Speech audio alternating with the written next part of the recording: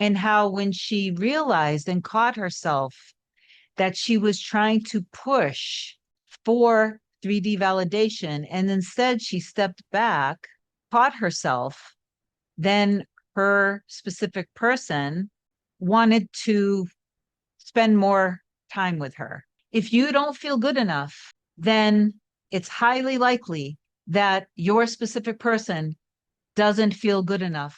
I want to talk about how important it is not to seek for evidence in your 3D that your specific person wants you, loves you, and desires you, because your desire for that is already fulfilled, or you wouldn't be able to desire it. The importance of you not chasing 3D validation and evidence is so important, because when you consistently seek for evidence in the 3D, you're not truly embodying being the person who is already deeply loved, chosen, secure, and has everything that they want. When you continuously sabotage your own manifestation by seeking that validation, when, especially when you start to get movement, you just need to stop and realize what you're doing and then get back aligned with your end, with your true love, with your specific person. I'm going to read a continuation of the success story that I just shared with you guys with one of my clients who is really understanding what being means and what embodiment means. Okay, so I just shared the success story with her a couple days ago. I will link that video in this video in case you didn't see it. It was very powerful. Today's video is just as powerful because she shares what followed the next day with her specific person, and how when she realized and caught herself that she was trying to push for 3D validation, and instead she stepped back, caught herself, then her specific person wanted to spend more time with her.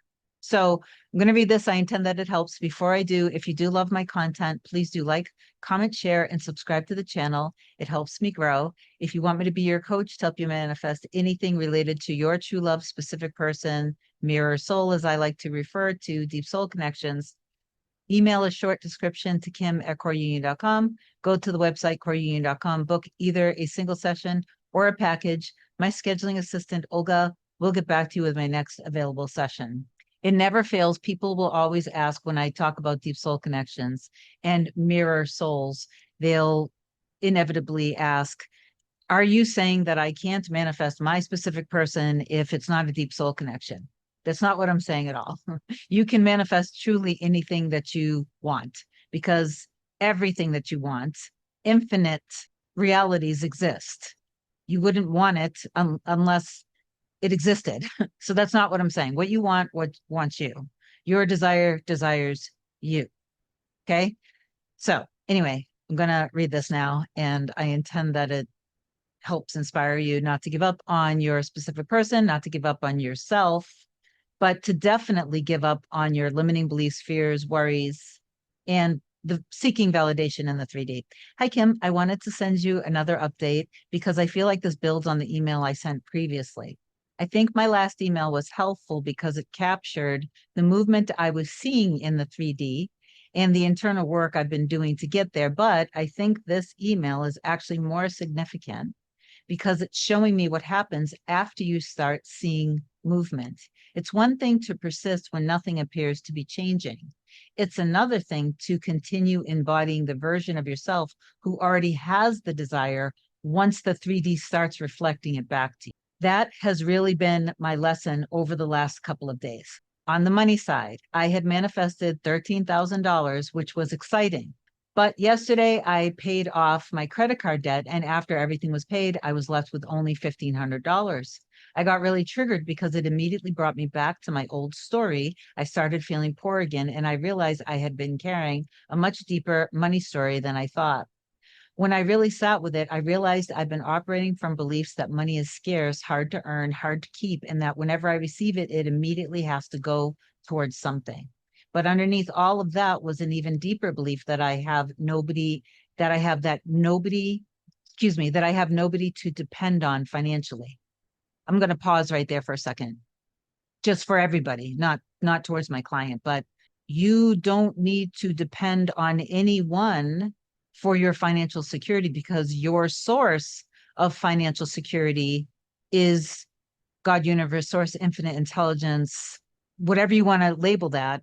And all of that power, that infinite being, is who you truly are. That's your source of everything. Okay. So I just wanted to add that really quickly. I have to figure everything out myself.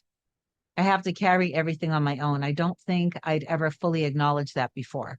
And this is, again, what the root cause of this was growing up, which a lot of us have a lot of stories that money is scarce, it's hard, love is hard, people aren't dependable.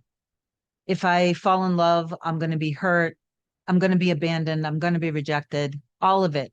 Root causes are from when you were growing up. Your true love simply reflecting it to you.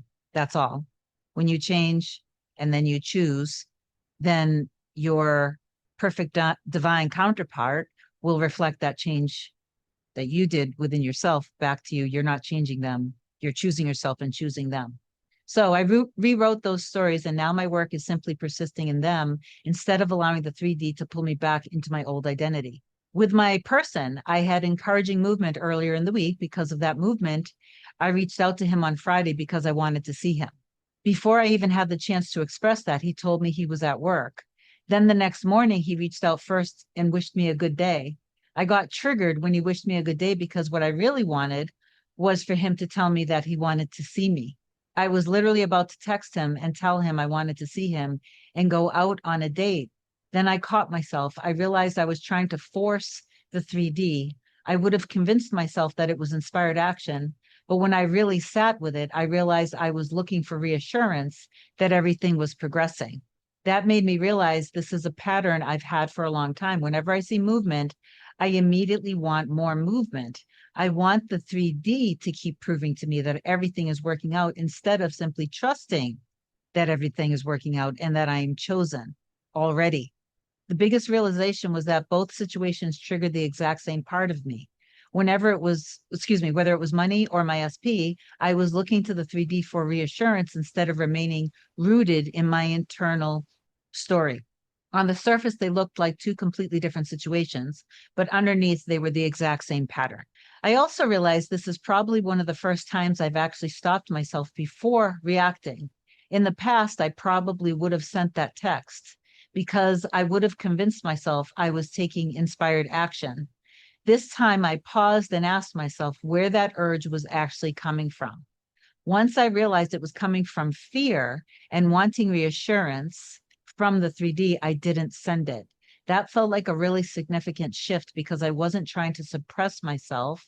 I was genuinely recognized. I was genuinely recognizing my old pattern in real time, and I chose not to feed it.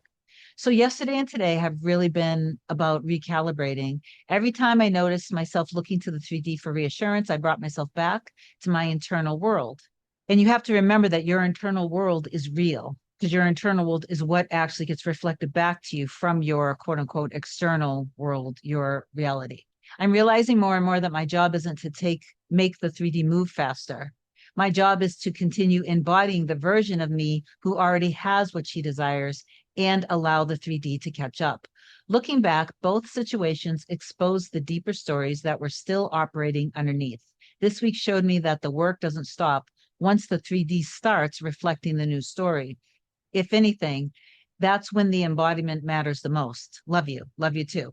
And then she went on to say, by the way, he called me and asked to see me last night. This was potentially the next day that she sent this to me. He called me and asked me to see me last night.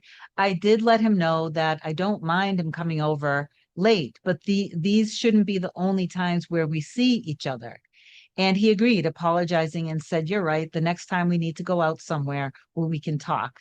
Also, a new client reached out. The new story is just rolling in. Love you. So love you too. So that's wonderful. And for you that's watching, I do want to say a couple things is that don't be afraid to reach out thinking that you shouldn't be reaching out to your person. But if you realize that you're reaching out of fear that if you don't reach out, things won't continue to unfold in the 3D, then don't. There are a couple things that I would want to remind my client who's watching this, and also all of you who are watching. For a good amount of linear time, while my client that I was just reading the success story, the second half of this important information that we're giving you, is that for some linear time, she hasn't been recognizing that her person wants her as much as she wants him, even though in the 3D he has validated his feelings for her and reassured her many times over, telling her he sees his future with her. He wants to have children with her. Um, so there's been a lot of proof, but before, not now anymore, before she wasn't also seeing him as a man who is romantic and loves to take action towards her and all of this and that. Why? Yes, because she wasn't embodying the version of being the woman who is already chosen, that love is safe, that she is able to literally experience everything that she wants in her heart and soul.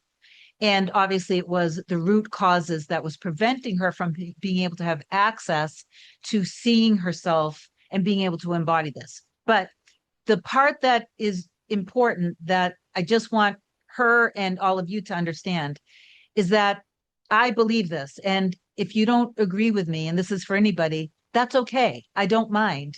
I truly, truly don't mind. I believe with the deep soul connection, which is what they are. They are definitely mirror souls. I do believe that if you, and this is actually even the case when it's not a mirror soul, if you don't feel good enough, then it's highly likely that your specific person doesn't feel good enough. So if you're putting the entire situation, so much pressure on it, so much, obviously you're putting this as being bigger than you, whatever the circumstances. The circumstance doesn't matter. You are seeing yourself as small. You're seeing your circumstance and everything else is too big.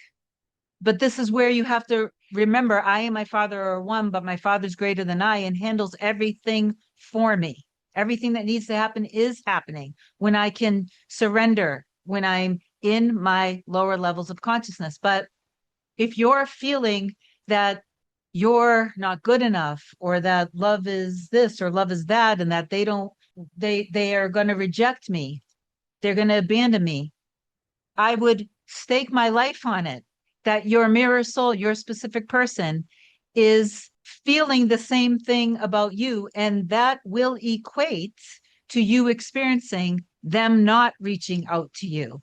And then you're perceiving it from your trauma, from your root, from the old identity. But that's not actually true. Okay.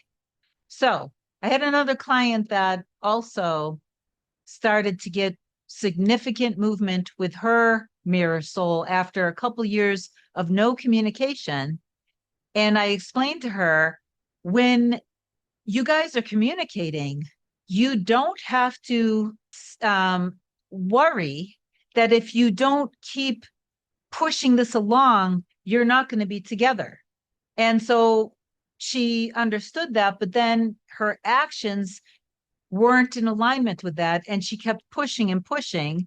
And the more you push and push and you're chasing that 3D validation, the more it's going to appear that things are delayed. You're not going to be experiencing it. You might not hear anything. And it's because you're embodying not having, not being, because your reality is showing you who you are all the time.